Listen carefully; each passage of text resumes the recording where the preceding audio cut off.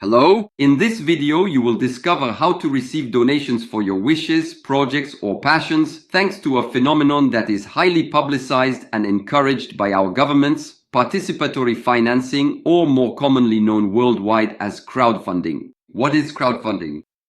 Crowd means a group of people, and funding means financing. So it's easy to understand that it's about collecting small amounts from a large audience.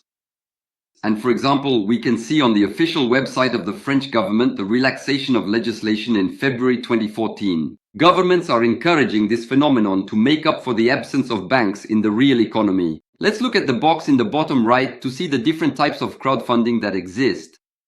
There is donation-based crowdfunding, loan-based crowdfunding, and crowdfunding based on participation in the company. Here, I will only talk to you about donation-based crowdfunding, since this one is aimed at both individuals and associations, whereas the other two are more for businesses.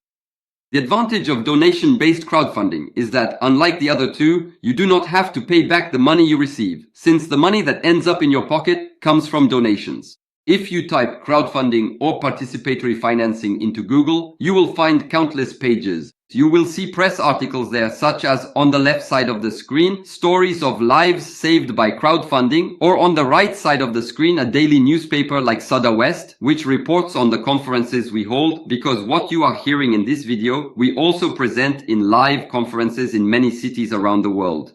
Here we see the Paris City Hall, which in November 2016 created a crowdfunding platform to finance funerals for families who cannot afford them. They named it Tontine 2.0. Here is a press article about the famous Emmanuel Macron, who in 2016 introduced a series of measures to accelerate the development of crowdfunding.